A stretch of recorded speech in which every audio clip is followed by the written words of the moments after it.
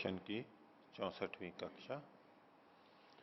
योग दर्शन के द्वितीय पाद साधन पाद का 19वां सूत्र चल रहा है। इसके व्यास भाष्य का एक भाग हो गया था, आगे का आज देखेंगे। और पिछले पाठ में से किन्हीं को कुछ पूछना है तो पूछिए। ओम। आचार्य जी, सूत्र संख्या 19, इसमें जो आत्मनो महतः षड विशेष परिणाम, इसमें जो महत तत्व के लिए आत्मा शब्द आया था, तो ऐसे ही कठोपनिषद में एक श्लोक आता है, इंद्रियाणि पराण्याहु इंद्रियेभ्य परम मनः मनसस्तु परा बुद्धि बुद्धेरात्मा महान परः। तो वहाँ पर भी महतत्व को आत्मा शब्द से ही कहा हुआ है। वो महतत्व नहीं है, वो तो बुद्धि से परे है। ये उस क्रम में नहीं बैठेगा ना। बुद्धे है आत्मा महान परः। हाँ, बुद्धे आत्मा महान परः, बुद्धि से परे। तो बुद्धि तो महतत्व हो गया, वहां तो बुद्धि से भी पीछे जो है उसके लिए कहा जा रहा है। इंद्रियाणि पराण्याहु इंद्रियेभ्य परम मनः मनसस्तु परा बुद्धि यो बुद्धे परतस्तु सह, अथवा बुद्धेरात्मा महान परः। तो यहां बुद्धि अलग चीज है और महान वो अलग चीज है। आत्मा महान, वो महान आत्मा तो चेतन आत्मा के लिए आया है। चेतन आत्मा को तो फिर आगे कहते हैं महतः परम अव्यक्तम अव्यक्तात् पुरुषः परः। तो पुरुष के लिए फिर अच्छा, वो पुरुष अलग आ गया उसके लिए। तो ठीक है, चलो उसके उसके मान, लेकिन वहां बुद्धि अलग आ गया है। बुद्धि बुद्धि अलग आया है और महतत्व तो यहां तो बुद्धि तत्व महतत्व तो एक ही मान करके कथन है। तो आत्मा शब्द महतत्व का पर्यायवाची भी है, ऐसा कहा जा सकता है। पर्यायवाची तो नहीं,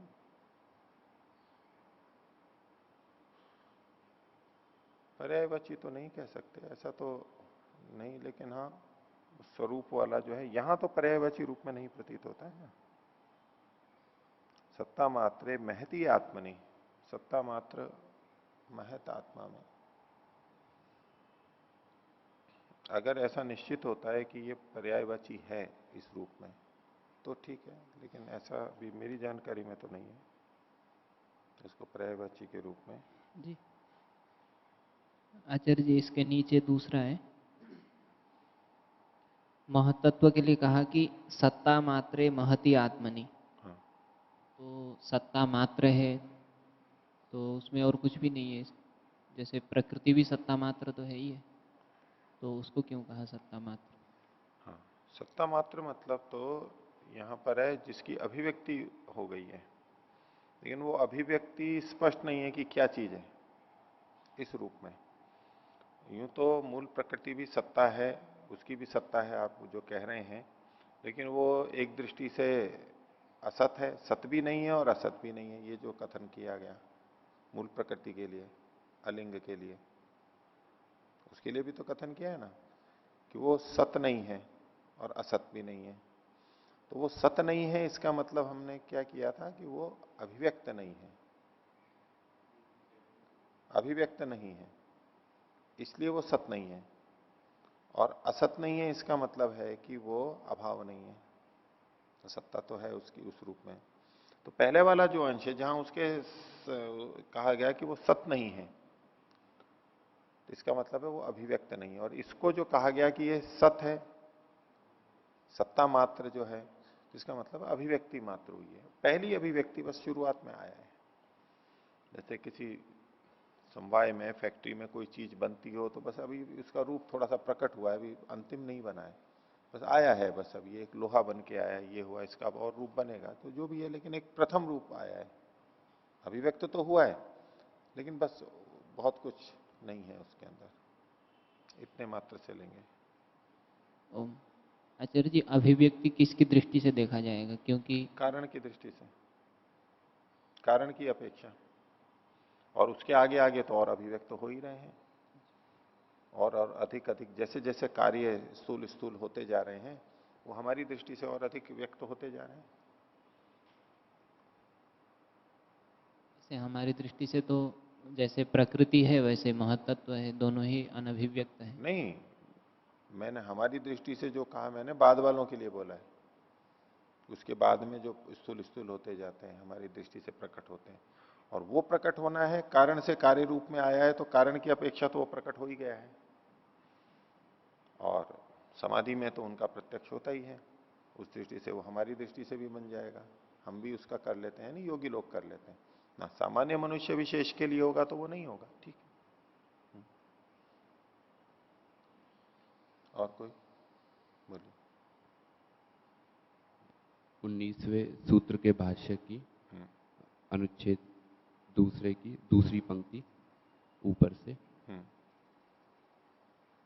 गंध तन्मात्रम चयति एक द्वि त्रि चतुष पंच लक्षणा। तो यहाँ ये जो लक्षण हैं इनको किस रूप में हमें समझना है?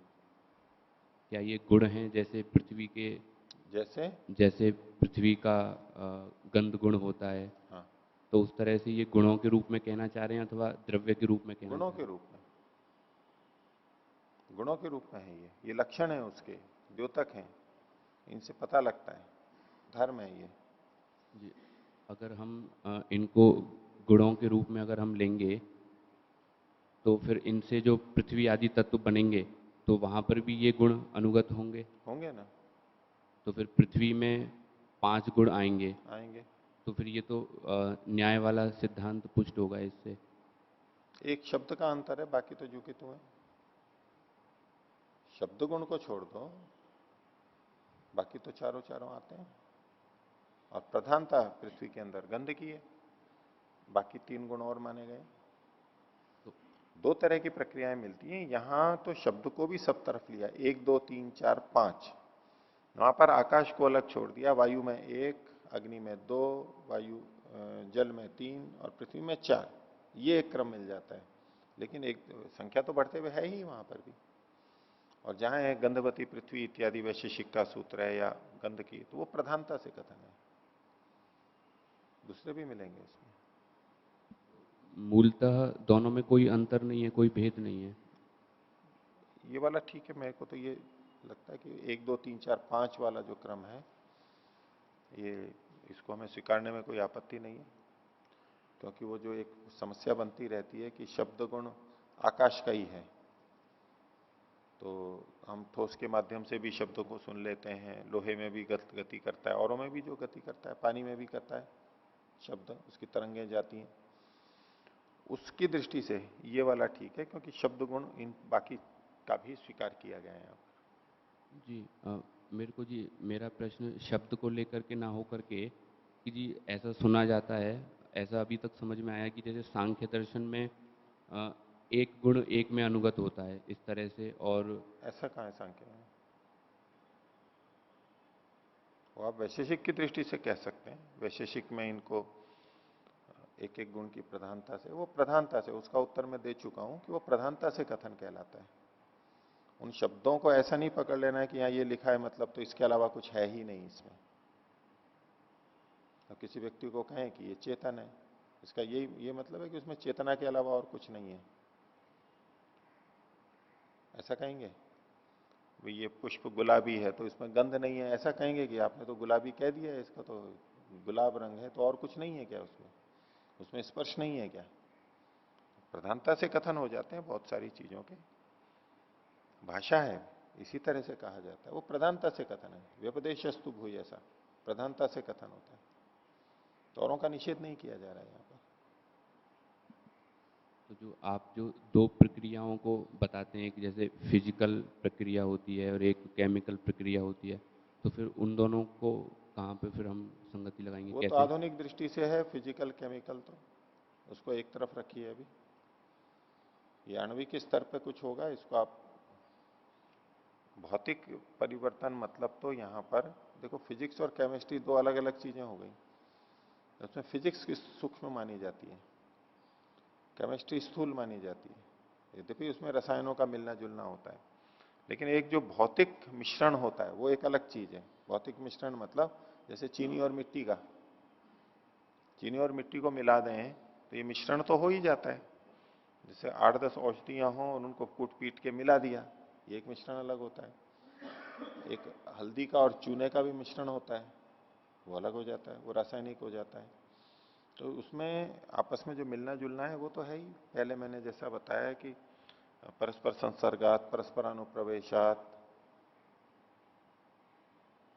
परस्पर अनुग्रहात, सर्वेषु सर्वेशम सानिध्यम अस्ति, उत्कर्षापकर्षात ग्रहणम। उत्कर्ष अपकर्ष से उनका ग्रहण होता है, प्रधानता अप्रधानता से। तो ये दोनों ही चीजें वहां पर सम्मिलित होंगी।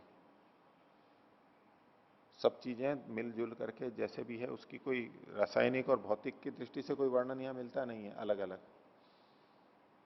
तो ये तो उससे पीछे की भौतिक रासायनिक हम बाहर की चीजों में यहां देखते ही हैं। अलग पारिभाषिक शब्द हैं, अलग अलग शास्त्र हैं। यहां की दृष्टि से आप दोनों को मिला करके देख सकते हैं उसमें। हो गया, आगे देखिए।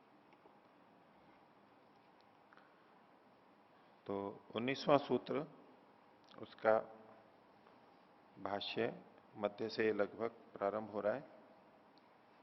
सूत्र था विशेष अविशेष लिंग मात्र अलिंगानी गुण पर्वाणी। गुण के ये पर्व होते हैं, 4 भाग किए थे।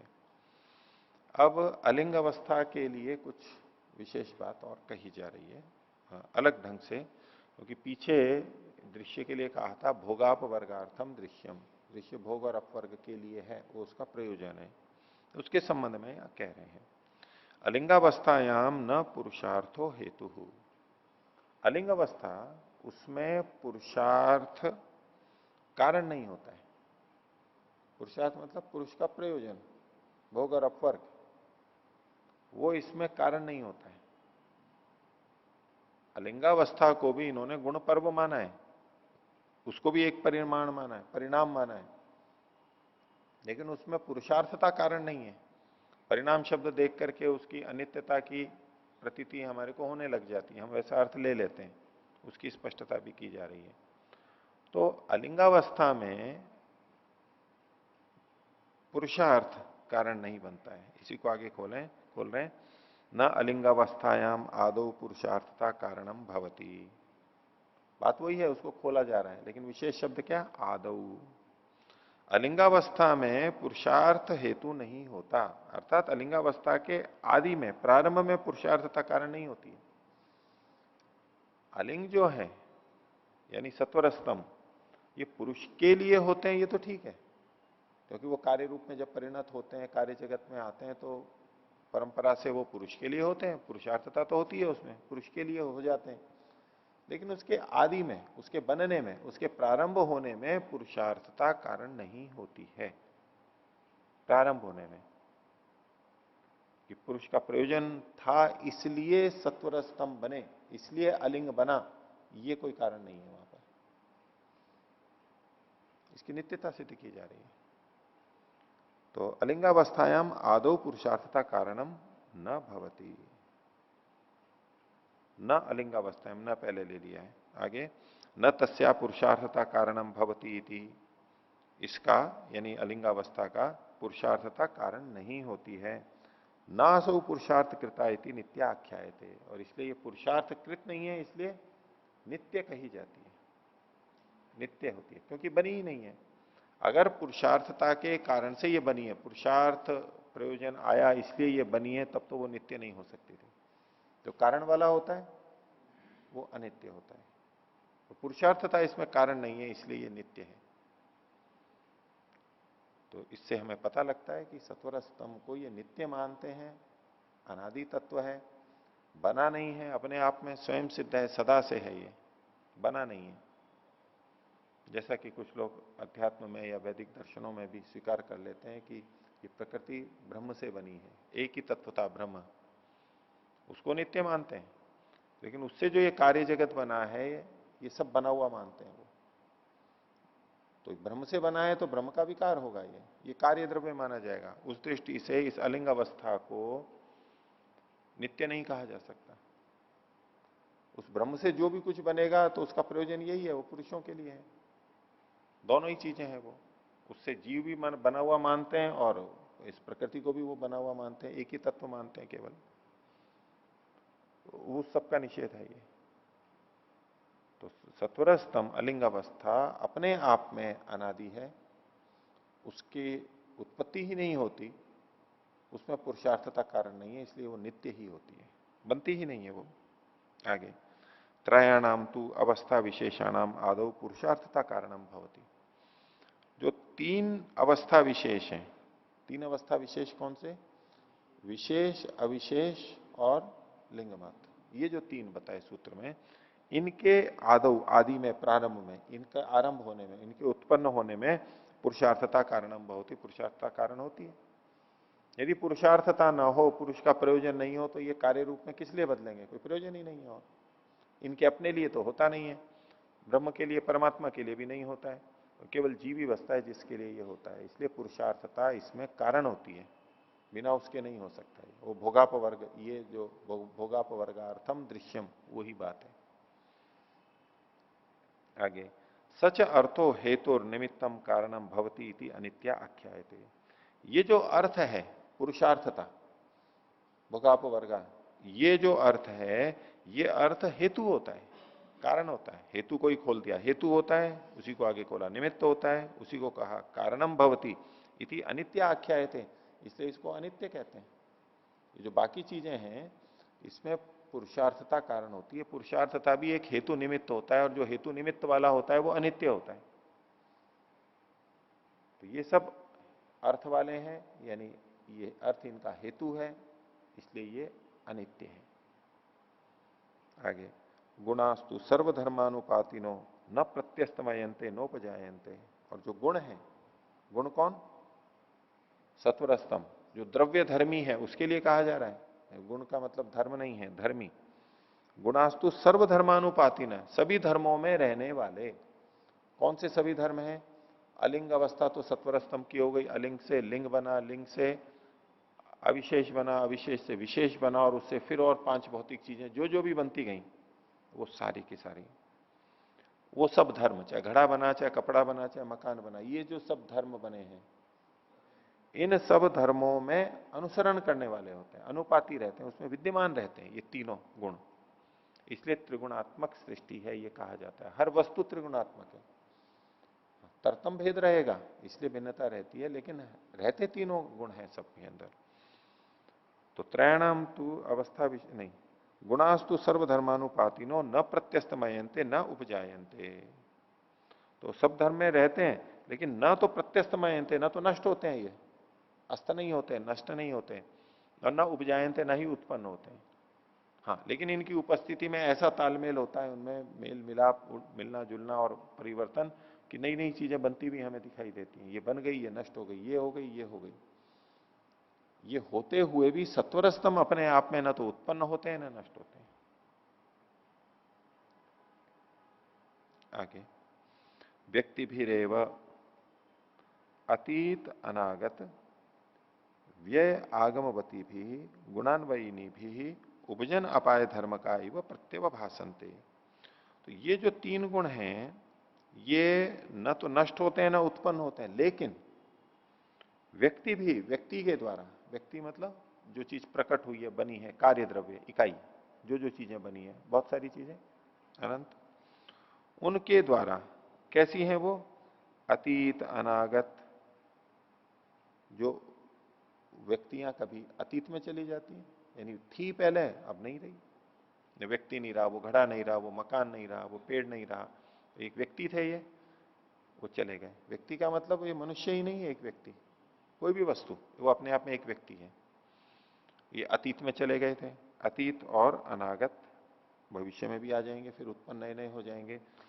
तो ये जो व्यक्तियां हैं कैसी? जो अतीत और अनागत वाली हैं, और व्यय आगमवती भी, व्यक्ति भी, व्यक्ति से के विशेषण जुड़ रहे हैं, व्यय और आगम वाली। व्यय का मतलब है जो क्षीण होती है, और आगम मतलब जो बढ़ती है, जिसमें उपचय होता है, अपचय और उपचय वाली, घटने बढ़ने वाली। तो अतीत हो जाने वाली, अनागत होने वाली, और जो वर्तमान में है उसमें भी वृद्धि क्षय वाली जो होती है व्यक्तियां, वे गुणान्वयिनी भी, जो ये व्यक्तियां गुण से अन्वित होती हैं, गुण उसमें सत्वर स्तंभ उसमें विद्यमान रहते हैं, ऐसी इन व्यक्तियों के द्वारा उपजन अपाय धर्म का एवं प्रत्यव भाषणते, उत्पन्न हो रहे हैं और नष्ट हो रहे हैं, इस धर्म वाले ये गुण दिखाई देते हैं, प्रत्यय भाषणते, ऐसे भाषित होते हैं, वास्तव में नहीं होते, लेकिन हमें ऐसे लगता है जैसे कि सत्वर स्तंभ उत्पन्न हो रहे हैं और नष्ट हो रहे हैं, या तो मूल प्रकृति ही नष्ट हो गई है और फिर उत्पन्न हो गई है, ऐसा हमें प्रतीत होता है। वास्तव में वो तो उत्पन्न और नष्ट होने से परे है, विभिन्न धर्म ही आते जाते रहते हैं। आगे उदाहरण दे रहे हैं, यथा देवतो दत्तो दरिद्राति, जैसे देवदत्त एक व्यक्ति का नाम है, कहें कि वो दरिद्र हो रहा है, तो दरिद्र हो रहा है तो क्या हुआ, हमें लग रहा है कि ना कि वो दरिद्र हो रहा है, कौन, देवदत्त व्यक्ति वो, तो देवदत्तो दरिद्राति, कस्मात क्यों, ये तो अस्य म्रियंते गावा थी, उसकी गाय मर गई, मर रही है गाय, काफी सारी मर गई, तो गवा में वो मरणात् तस्य दरिद्रता न रूप हानादि थी समह समाधि, वो देवदत्त, उस देवदत्त की दरिद्रता कैसे है, देवदत्त का शरीर अपने आप में तो जुगतु है, उसमें कोई अंतर नहीं आया, लेकिन गायों के नष्ट होने से मरने से देवदत्त दरिद्र हो गया ये कहा जाता है। ऐसे ही यानी देवदत्त वैसा क्या वैसा ही है, उसकी चीजें कम ज्यादा हो रही हैं, ऐसे ही एक स्थूल उदाहरण है, ऐसे ही सत्वर स्तंभ तो जू के तू है, लेकिन सत्वर स्तंभ से बनी हुई चीजें, वस्तुएं, द्रव्य, वो उत्पन्न और नष्ट होते हैं, घटते बढ़ते रहते हैं, तो लगता है कि भाई सत्वर स्तंभ में अंतर आ रहा है, वास्तव में सत्वर स्तंभ में परिवर्तन नहीं होता, वो यथावती रहते हैं। आगे लिंग लिंगम लिंग मात्रम अलिंगस्य प्रत्यासन्नम, ये इनके क्रम को आप बता रहे हैं, वैसे तो उत्पत्ति क्रम में इन्होंने क्रम बता ही दिया है, पर फिर भी उसको और स्पष्टता से कर रहे हैं कि जो लिंग मात्र है यानी महतत्व है, वह है अलिंग मात्र का, अलिंग का यानी तो मूल प्रकृति का प्रत्यासन है, निकट है, निकट का उत्पाद है, मूल प्रकृति से महतत्व पहले हो तो निकट का हो गया वो, उसके तत्काल बाद का। तत्र तत्संश्लिष्टम विविच्यते क्रम अनतिवृत्ते है, वहां पर ये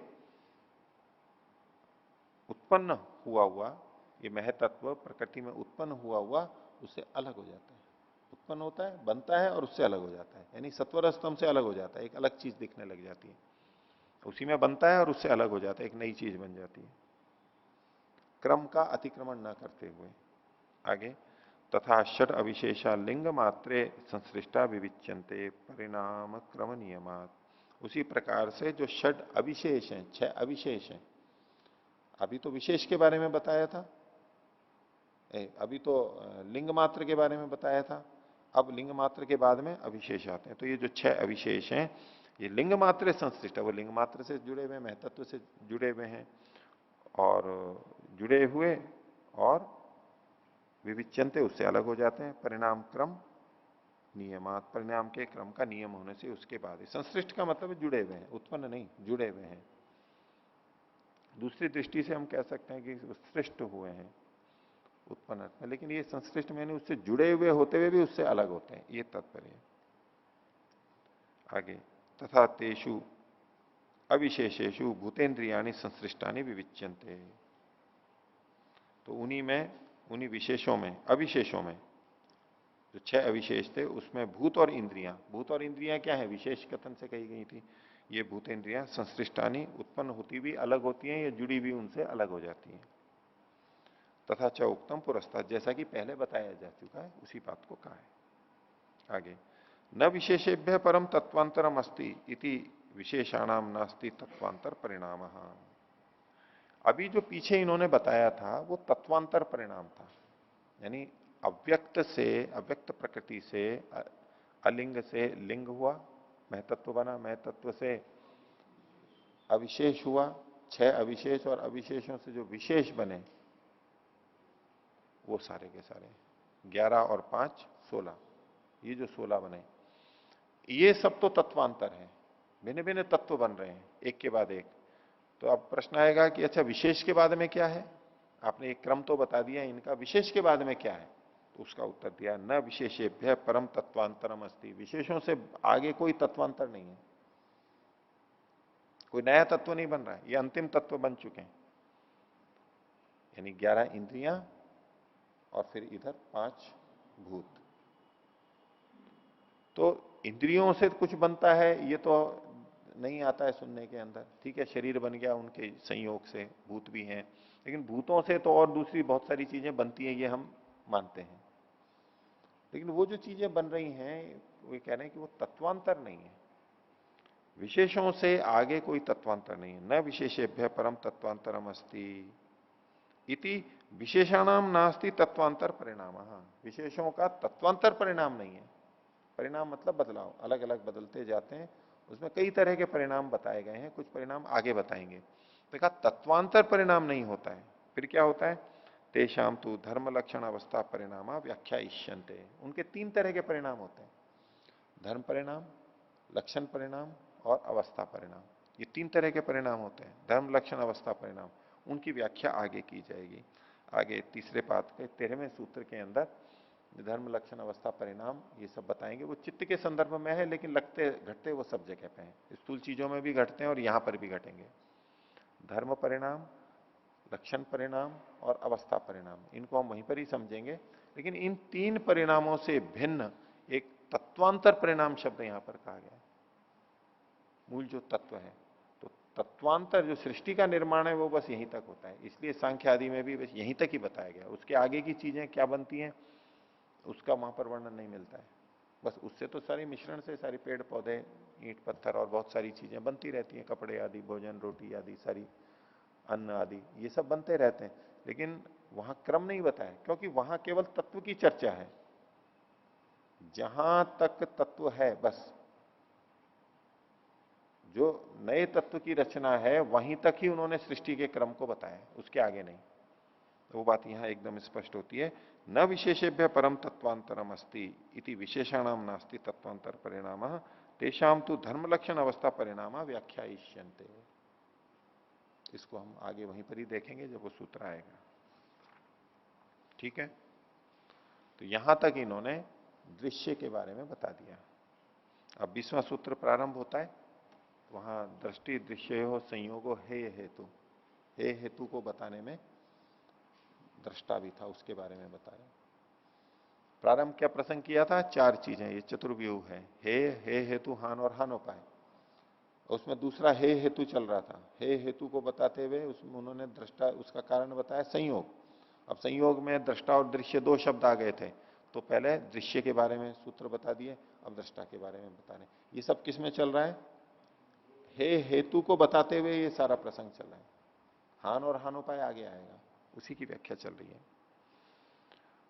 तो 20वें सूत्र की अवतरणिका है व्याख्यातम दृश्यम, दृश्य की व्याख्या कर दी गई। अथ द्रष्टु स्वरूपावधारणार्थम इदम आरभ्यते। अब जो ये सूत्र बताया जा रहा है, ये दृष्टा के स्वरूप के निश्चय के लिए बताया जा रहा है। दृष्टा है क्या, कौन है दृष्टा, कैसा होता है? तो 20वां सूत्र कहा गया दृष्टा दृषि मात्र शुद्धोपि प्रत्ययानुपश्य। दृष्टा के बहुत से गुणधर्म हो सकते हैं, यहां इन्होंने प्रसंगवशात जो बात कहनी थी बस उतनी ही कही है। दृष्टा, ये जो आत्मा है, ये दृषि मात्र, बस दर्शन शक्ति है, जानने की शक्ति है, देखने की शक्ति है, बस इतना ही। दृष्टा दृषि मात्र, मात्र दृषि है।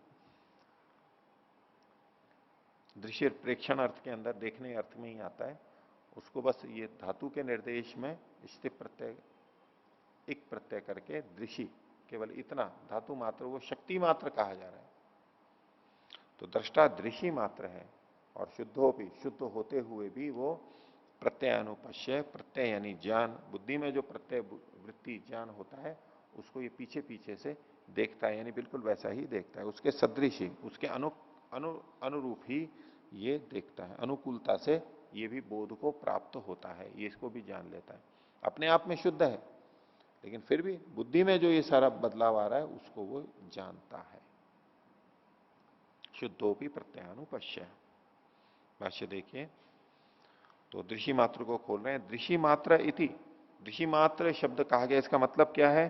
तो दृक् शक्ति रेव, ज्ञान शक्ति ही है, बस ज्ञान की सामर्थ्य, ज्ञान की शक्ति, बस उतना है। दृषि शक्ति ये इसकी आत्मा की मूलभूत चीज है। आत्मा को चेतन कहते हैं, तो चेतनता का मूल आधार ज्ञान ही है, जानना, उसी को कहा जा रहा है। तो दृषि मात्र है दृक् शक्ति एवं, और उसके लिए कहा विशेषण अपरामृष्ट इत्यर्थ। ये जो मात्र शब्द का प्रयोग है ना, दृक् शक्ति एव, या तो दृषि मात्र, बोले और किसी भी विशेषण से रहित है। विशेषण नहीं जोड़ेंगे इसके अंदर कि इस तरह का है, इस तरह का है, बस शुद्ध दृष्टा मात्र है, दृषि मात्र है, विशेषण विशेषण अपरामृष्ट।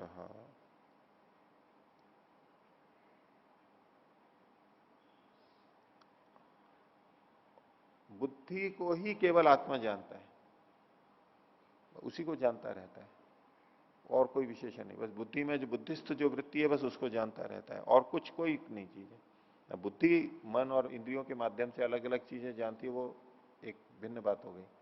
लेकिन आत्मा केवल बुद्धि को देखती है, और कोई विशेषण नहीं दृष्टा, कोई इसको देखता है, उसको देखता है, किसको देखता है, नहीं, बस वो तो बस देखता है, वो तो एक ही को देखता रहता है। इसी को आगे कह रहे हैं सपुरुषो बुद्धे प्रतिसंवेदी। ये पुरुष जो है किसको जानता है? बुद्धि का प्रतिसंवेदी होता है, बुद्धि में जैसा होता है वैसा ही ये जानता है। सपुरुषो बुद्धे प्रतिसंवेदी, और जब उसके अनुसार जानता है तो सब बुद्धेर न स्वरूपो न अत्यंतम विरूप इति। ये पुरुष आत्मा बुद्धि का स्वरूप नहीं है, समान रूप नहीं है, बिल्कुल वैसा का वैसा नहीं है। अर्थात में कहा न अत्यंतम विरूप, बिल्कुल ही भिन्न हो, हर चीज भिन्न हो, ऐसा भी नहीं है। कुछ उसमें समानताएं भी हैं और कुछ विशेषताएं भी हैं। न तो अत्यंत स्वरूप है, न अत्यंत विरूप है। तो अब उसमें से दोनों में से एक एक की व्याख्या करें। न तावत स्वरूप है, जो हमने कहा कि स्वरूप नहीं है, उसका क्या मतलब है, तो उसको आगे खोल रहे हैं। न तावत स्वरूप है, अकस्मात, क्यों बिल्कुल वैसा नहीं है? तो कहा ज्ञाता ज्ञात विषयत्वात् परिणामिनी ही बुद्धि ही। बुद्धि तो परिणामी होती है, बदलती रहती है। कैसे? ज्ञात और अज्ञात विषय वाली होने से। बुद्धि को कभी कोई विषय जाना जाता है, कोई वो नहीं जानती। कभी इस विषय को जान रही है तो और विषयों को नहीं जान रही है, इस विषय को जान रही है तो और विषयों को नहीं जान रही है। तो एक जो विषय ज्ञात हो रहा है तो अन्य विषय अज्ञात है उसके उस समय में, इस दृष्टि से ज्ञाता ज्ञात है। और कभी वो जान रही है और कभी बिल्कुल भी नहीं जान रही है, तो उस दृष्टि से भी अज्ञात है। जब जब जान रही है, चाहे इसको जाने चाहे उसको जाने, ये ज्ञात विषय अवस्था हो गई, ज्ञात विषयता हो गई बुद्धि की। और जब किसी को नहीं जान रही है तो अज्ञात विषयता हो गई। तो ज्ञाता ज्ञात को दो ढंग से हमने देख लिया। एक तो ये कि जिस समय एक चीज को जान रहा है, जान तो रही है वो, लेकिन अभी अन्य चीजों को नहीं जान रही है, इस दृष्टि से ज्ञात और अज्ञात। क्योंकि एक को जानेगी तो औरों को नहीं जानेगी वो। ये एक व्याख्या है, ज्ञाता ज्ञात होती रहती है। और दूसरी व्याख्या हो गई कि जान रही है, किसी को भी जाने, चाहे इसको चाहे उसको, किसी को तो जान रही है, एक ज्ञान अवस्था है उसकी, जानती रहती है। और दूसरी अवस्था है जिसमें वो नहीं जानती है, किसी को भी नहीं जान रही होती है। तो इस तरह बुद्धि कैसी है? ज्ञात और अज्ञात विषय वाली होती है। और इसलिए वो परिणामी भी है, बदलाव होता है, कभी इसको जान रही है, कभी उसको जान रही है। तुम्हारे मन में आता है कि आत्मा भी तो कभी इसको जान रहा है, कभी उसको जान रहा है, कभी उसको जान रहा है, वो भी परिणामी होना चाहिए फिर तो। बोले नहीं, आत्मा ऐसा नहीं कि इसको जान रहा है, उसको जान रहा है, वो तो केवल बुद्धि को जान रहा है। बुद्धि में अलग अलग चीजें आ रही है, ये अलग बात है। जैसे कि हम दूरदर्शन को देख रहे हो, कोई खेल चल रहा है, तो जो कैमरे होते हैं वो कभी इसको जान रहे होते हैं, कभी उसको जान रहे होते हैं, कभी इस तरफ फोकस होता है, कभी उस तरफ होता है। और हमारा, हम तो बस केवल दूरदर्शन को देख रहे होते हैं, उसके पटल को देख रहे होते हैं। अब उसमें कुछ जो बदल रहा है वो एक अलग बात है। हमारे द्वारा तो सदा ज्ञात है, विषय वाला है, एक ही विषय वाला। कैमरे इधर उधर कभी बंद होते हैं, कभी किसी को देखते हैं, कभी किसी को नहीं देखते हैं, वो परिवर्तन वहां होते रहते हैं। ऐसे ही बुद्धि तो ज्ञात और अज्ञात विषय वाली होती है।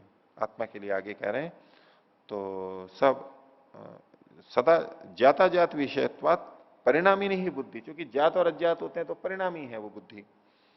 और तस्याश्च विषयो गवादिर घटादिर व ज्ञाता ज्ञातश्चैति परिणामित्व दर्शयति। और तस्याश्च मतलब उस बुद्धि का जो विषय बनता है कर्म, वो क्या? गवादिर घटादिर व, गौवादि होते हैं, घटादि होते हैं, चेतन और जड़ सब तरह के अलग अलग होते हैं। ज्ञातश्च अज्ञातश्चैति, तो उनका ज्ञात होना और अज्ञात होना ये इनके परिणामित्व को दिखाता है, निश्चित करता है। ये हेतु है इनका कि चूंकि ज्ञाता ज्ञात विषय वाली होती है इसलिए ये परिणामी होती है, परिणामी का एक कारण बताया। और पुरुष के लिए क्या है? तो आगे कहते हैं सदा ज्ञात विषयत्वम तो पुरुषस्य अपरिणामित्वम परिदीपयति। पुरुष का तो विषय सदा ज्ञात रहता है, सदा ज्ञात विषयत्व होता है उसका, वो सदा जानता रहता है उसको, बुद्धि को। और ये पुरुष के अपरिणामित्व को दिखाता है, जताता है, दिखाता है। अपरिणामित्वम दीपयति कस्मात न ही बुद्धिश्च नाम पुरुष विषयश्च स्यात् अगृहीता गृहीता चेति। तो न ही बुद्धिश्च नाम पुरुष विषयश्च स्यात्, जो बुद्धि नाम का पुरुष का विषय है, पुरुष का विषय केवल बुद्धि ही है। जब हम वैसे बोलते हैं कि हाँ भाई हम इसको जान रहे हैं, इस व्यक्ति को जान रहे हैं, इस वस्त्र को जान रहे हैं, इस वृक्ष को जान रहे हैं, इस फल को जान रहे हैं, हम व्यवहार में तो यही कथन करते हैं कि हम अलग अलग चीजों को जान रहे हैं। लेकिन ये अंदर के स्तर पे बात कर रहे हैं, आत्मा का तो विषय केवल बुद्धि ही रहती है और कुछ नहीं।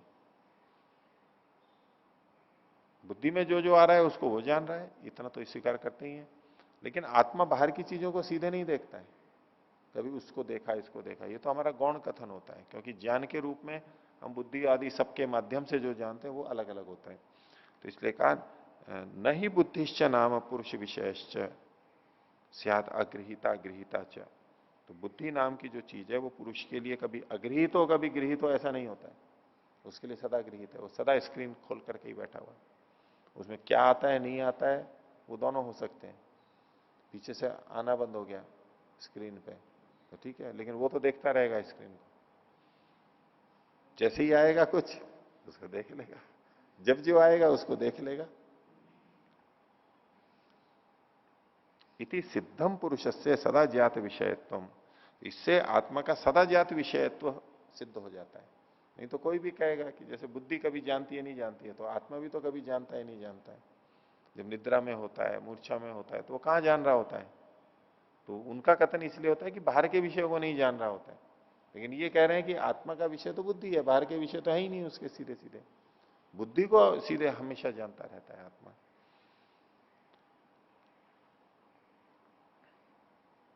तो इति सिद्धम पुरुष से सदा जात विषयत्व ततश्च अपरिणामित्वम इति, और इससे यह भी सिद्ध हो जाता है कि आत्मा अपरिणामी है, बदलती नहीं है।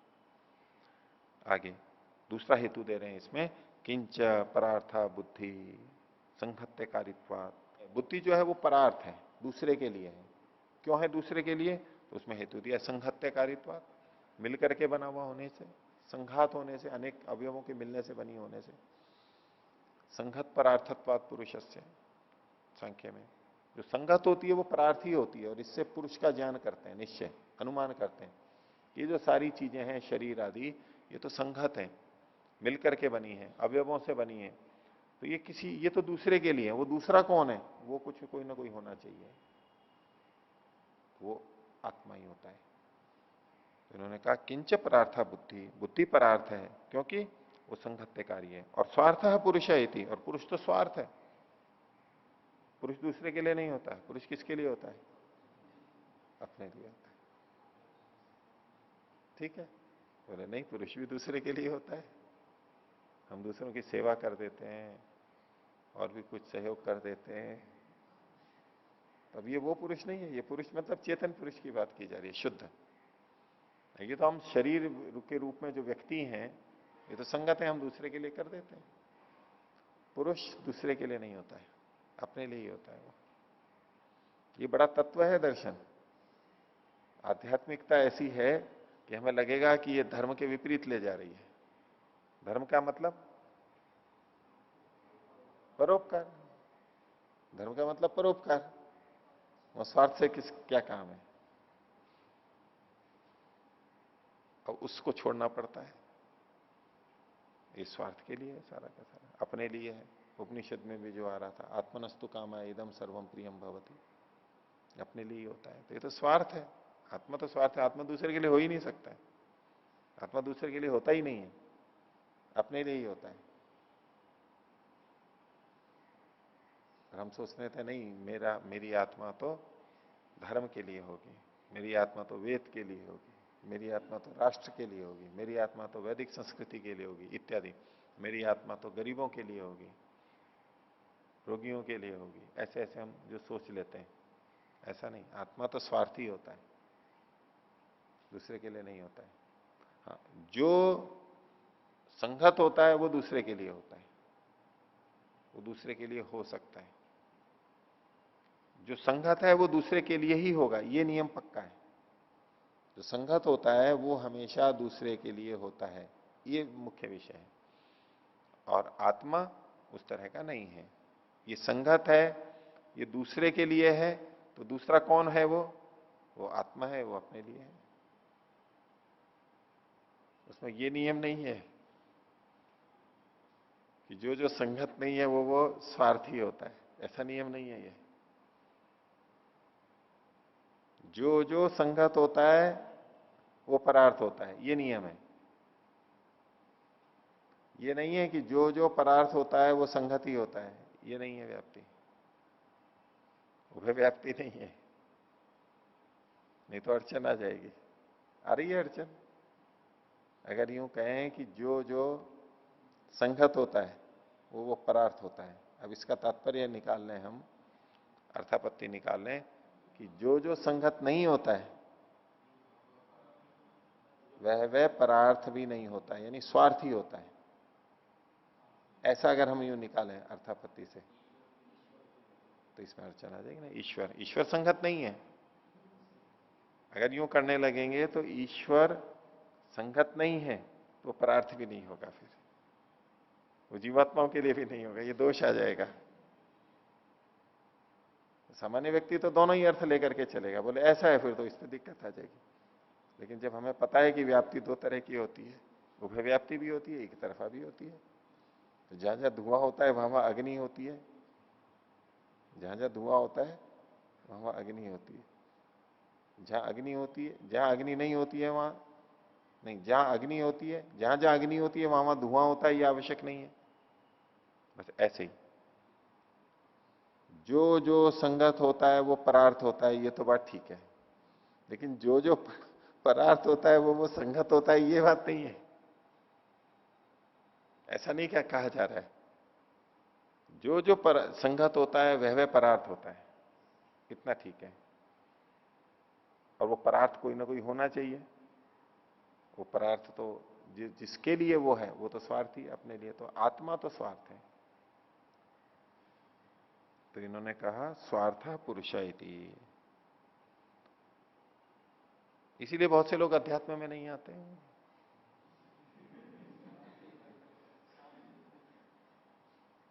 इसीलिए आजकल लोग रिलीजन को तो करते हैं कि ये तो धर्म है, रिलीजन से तो है, लेकिन स्पिरिचुअलिटी हो तो उसमें फिर कोई बात नहीं होती है, आध्यात्मिकता होती है ना। अब वो बताते धर्म ही है, लेकिन धर्म के नाम से करेंगे तो वो तो बोले रिलीजन हो गया, ये तो गाली हो गई आजकल। धर्म है मतलब रिलीजन है, यानी संप्रदाय के अर्थ में, दकियानुसी और पुरातन पंथी उस अर्थ में ये निंदित बन गया है। लेकिन स्पिरिचुअलिटी अभी इतनी निंदित नहीं हुई है, हालांकि वो भी निंदित होती है, पर अभी बची हुई है, थोड़ी उसकी जान बची हुई है। उस पर भी आघात होते रहते हैं। जो अध्यात्म के नाम पे काम करते हैं उनकी स्थितियां देख करके हो जाता है ये भी कि भाई ये तो, जिसको ये अध्यात्म कह रहे थे, ये तो क्या अध्यात्म हुआ। अध्यात्म के नाम पे भी गलत होने लगता है, लेकिन फिर भी कोई शब्द तो बचा के रखना ही होता है। तो वो स्पिरिचुअलिटी कहते हैं, उसका अब किसी से विरोध नहीं कहते वो।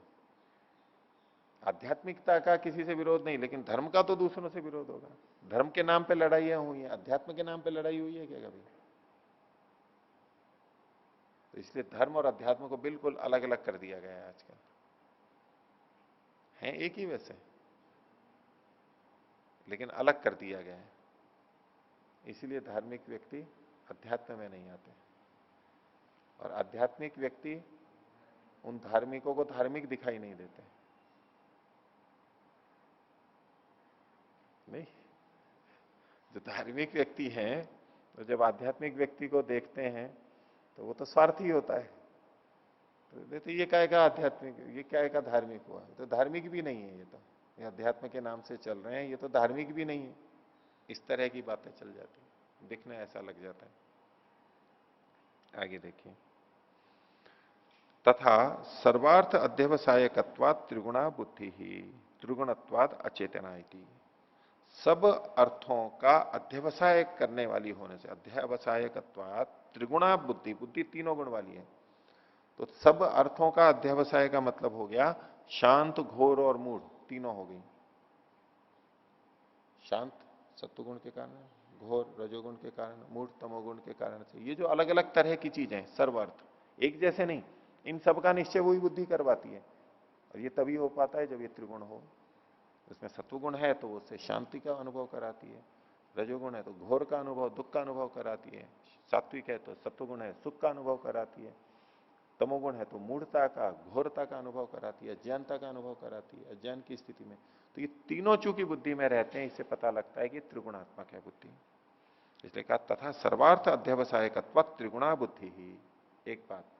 और इसके साथ साथ दूसरी चीज भी निकल के आएगी, वो भी अटल सत्य है इनका, त्रिगुण त्रिगुणत्वाद अचेतना इति, और त्रिगुण होने से वो अचेतन है। अर्थात त्रिगुण चूंकि अचेतन है और ये त्रिगुणात्मिका है बुद्धि, इसलिए बुद्धि भी अचेतन है। ये हम तो सीधे स्वीकार कर लेते हैं हाँ हाँ करके, भाई ठीक है हमारे को तो मान्य है ही ये। लेकिन मैं जोर इसलिए दे रहा हूं इसके ऊपर, जो इसको भी चेतन से बना हुआ मानते हैं, जड़ मानते ही नहीं है किसी चीज को, और चेतन ही चेतन है, चेतन से ही बना है, और चेतन से बना है तो ये भी चेतन होने चाहिए, ये सारी चीजें चेतन ही होनी चाहिए। वो कहते हैं ठीक है चेतन मान लेंगे इनको। चेतन से बनी हुई होती तो ये चेतन होती, ये जड़ है। और बल्कि चूंकि ये त्रिगुण से बनी है और त्रिगुणों को भी जड़ माना गया है, त्रिगुण जड़ है, उनसे ये बनी है तो ये जड़ ही है। तो ये जड़ तत्व अलग है, चेतन तत्व अलग है। अब चेतन में भी दो भाग होते हैं वो अलग बात है, लेकिन जड़ और चेतन ये दो तत्व तो है एकदम पक्का। वैसे बुद्धि भी हमारे को लगती है कि भाई ये चेतन है।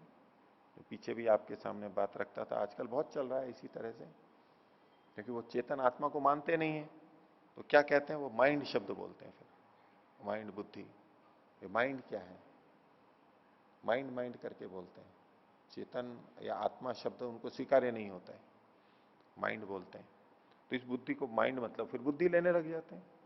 तो बुद्धि लेते हैं तो वो बुद्धि को ही चेतन मानते हैं, उसी को ही चेतन मान लेते हैं, वही कॉन्शियसनेस है, माइंड में ही माइंड ही कॉन्शियस है, यही बाकी सब जड़ है, ऐसा कहने लग जाते हैं। ऐसी प्रतीति भी होती है, हमारे को भेद नहीं प्रतीत होता है, अलग अलग पता नहीं लगता है। लेकिन बुद्धि तो जड़ है, अचेतन है, और चेतन पुरुष अलग है, ये बिल्कुल सिद्धांत स्पष्ट है। आगे तो बुद्धि त्रिगुणत्वाद अचेतना इति, गुणानाम तो उपद्रष्टा पुरुष है इति अतो न स्वरूप। और गुणों का जो उपद्रष्टा है, देखने वाला है, वो पुरुष है, इसलिए इत्यतो न स्वरूप, उससे स्वरूप नहीं है। ये बुद्धि तो त्रिगुणात्मक है, और बुद्धि को देखता वो त्रिगुणों को देख रहा है, वो चेतन अचेतन है, और ये चेतन है, इसलिए स्वरूप नहीं है। इन्होंने कहा था कि न तो स्वरूप है न विरूप है, न तो पूरी तरह स्वरूप है न पूरी तरह विरूप है।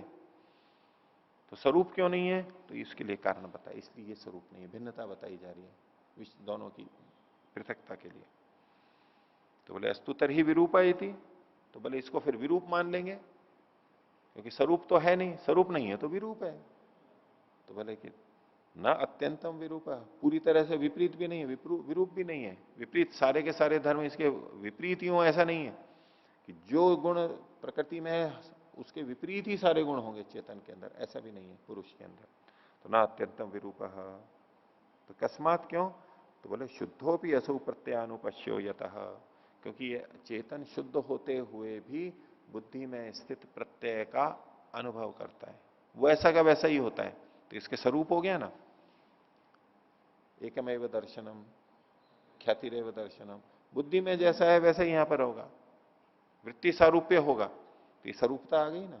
वृत्ति सारूप्यम इतरत्र, तो दोनों में विरूपता है कुछ धर्मों में, लेकिन फिर भी वृत्ति की दृष्टि से सारूप्यता है। उसी बात को यहां कहा गया कि शुद्धो भी असौ प्रत्ययानुपश्यो यतः, हेतु दिया। आगे खोल रहे हैं इसको, प्रत्ययम बौद्धम अनुपश्यति, बौद्धम प्रत्ययम अनुपश्यति, बौद्ध का मतलब है बुद्धि में स्थित, बौद्ध धर्म वाला वो बौद्ध नहीं है, ये बुद्धि में स्थित जो है, बौद्धम प्रत्ययम अनुपश्यति, ये जो पुरुष है ये बुद्धि में स्थित प्रत्यय को, ज्ञान को अनुभव करता है। अब वो बौद्ध तो पुरुष को मानते ही नहीं है, चेतन तत्व ही नहीं मानते, वहां वैसे भी नहीं घटेगा। वो करने लगेंगे तो उनके सिद्धांत की हानि होगी। फिर हम कहने लग जाएं कि नहीं, आपकी अब चेतन को मानना आपकी परंपरा में बंद हो गया है, वास्तव में तो बुद्ध लोग चेतन को मानते थे, उसका प्रमाण ये है। कई बार कोई व्याख्याएं होती है ना किसी की प्रचलित, वो हमें गलत लगती है, लेकिन हम उसको गलत भी नहीं कहना चाहते कि गलत है। तो क्या करते हैं, नहीं इसका ये अर्थ है, भिन्न अर्थ लेते हैं अपने ढंग से, नहीं इसका ये अर्थ नहीं, ये अर्थ है। ये अर्थ है तो ये तो दूसरे तो ये मान रहे हैं, बोले नहीं इन्होंने समझा नहीं। अब खंडन तो करते हैं निषेध तो किसका, उनको मानने वालों का। जो मूल वक्ता था या मूल विद्वान ऋषि जिसको वो बड़ा मानते थे, उसका खंडन नहीं करते। जैसे ब्रह्म सत्यम जगत मिथ्या, तो उसकी जो व्याख्या है कि ये तो मिथ्या है, तो बोले कुछ है ही नहीं, फिर ये तो ऐसी परंपरा में माना जाता है। बोले नहीं ऐसा तात्पर्य नहीं है, ये लोगों ने समझा नहीं है, इन्होंने, उस परंपरा वालों ने तो समझा नहीं है, हमने समझा है उसको। वो इतनी सदियों से समझते आ रहे हैं, बोलते आ रहे हैं, उन्होंने समझा नहीं है, हमने समझा है इस बात को। तो बोले कि ये मिथ्या है, मतलब तो ये अंतिम सत्य नहीं है। इसका तात्पर्य क्या है, वो ऐसा नहीं कह रहे कि ये कुछ है नहीं, क्योंकि ब्रह्म सत्यम जगत मिथ्या में कहता है एको ब्रह्म ही व ना अपरा, एक ब्रह्म ही है, दूसरा तो कुछ है ही नहीं। बोले ये गलत व्याख्या है, ये तो लोगों ने ऐसा समझ लिया। इसके प्रवक्ता जो शंकराचार्य जी थे वो थोड़ा ना ऐसा कहते थे। अब सीधे सीधे तो खंडन करें, जो अर्थ चल रहा है तो शंकराचार्य जी का खंडन होता है, उनको तो मानते हैं, तो कैसे खंडन करेंगे। एक शिष्ट तरीका है, अच्छा तरीका है, सभ्य लोगों का तरीका है कि उसको उन पे आक्षेप भी नहीं आएगा। तो आक्षेप किस पे देंगे, बोले परंपरा लोग ऐसा गलत अर्थ कर लेते हैं। वास्तविक अर्थ क्या है कि ये अंतिम सत्य नहीं है, इससे पूरे दुखों की निवृत्ति नहीं होती है प्रकृति से, जगत से।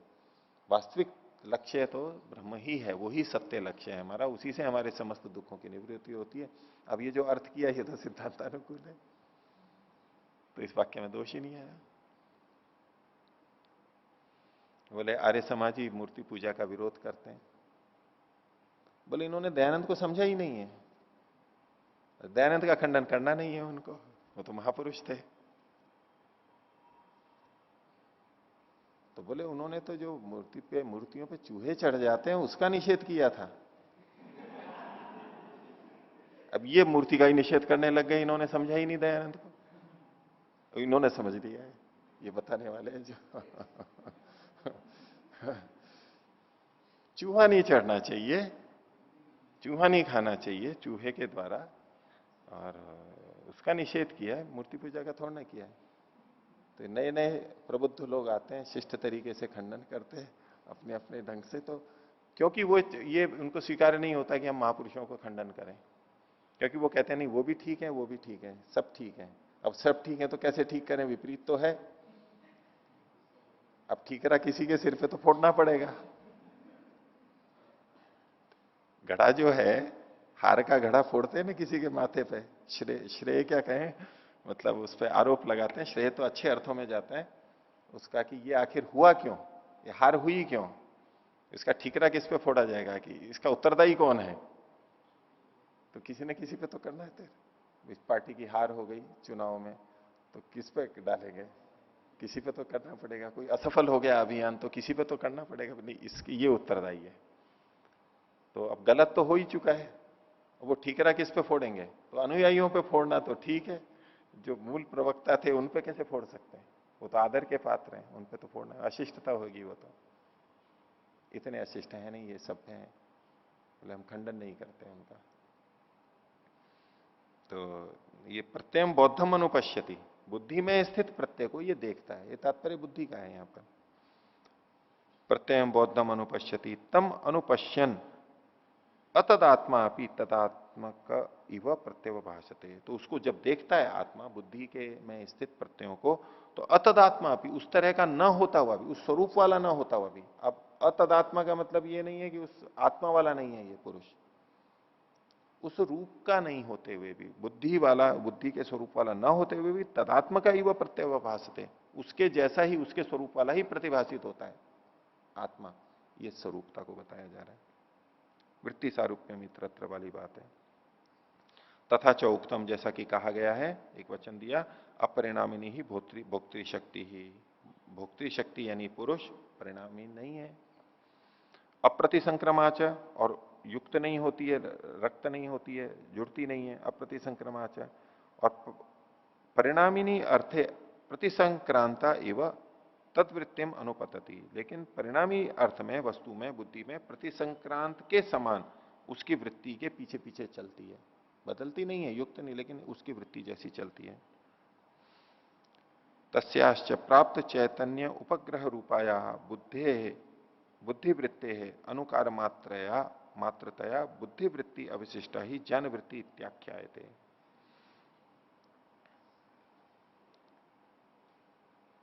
तस्याश्च प्राप्त चैतन्य उपग्रह रूपाया बुद्धिवृत्ते, उसके, जिसने कि चैतन्य को प्राप्त कर लिया है, उसके उपग्रह रूप बुद्धिवृत्ति के द्वारा। अब बुद्धि भी तो ऐसी लगती है जैसे चेतन हो गई है, आत्मा का प्रभाव उस पर आ जाता है, चेतनवत लगती है, ये शरीर चेतन के समान दिखने लगता है, चेतना का प्रभाव वहां पर आ जाता है। तो उस तरह से उपग्रह रूप जो ये बुद्धि की वृत्ति है, उसके अनुकार मात्रया, उसी के बिल्कुल अनुकरण करता हुआ, उसी तरह का बुद्धिवृत्ति अविशिष्टा, बुद्धि की वृत्ति, बुद्धि में जो वृत्ति है प्रत्यय, उससे अविशिष्ट यानी अभिन्न, बिल्कुल वैसा का वैसा ज्ञान वृत्ति रित्याख्यायते, ज्ञान वृत्ति ये कही जाती है।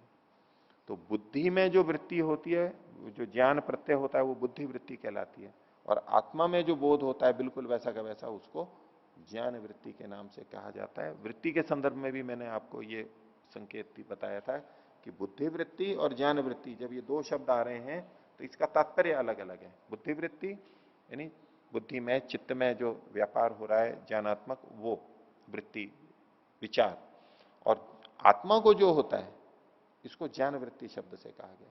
तो ज्ञान वृत्ति व्याख्या है, तो ये ज्ञान वृत्ति बुद्धि वृत्ति से अविशिष्ट होती है, बिल्कुल वैसी की वैसी होती है।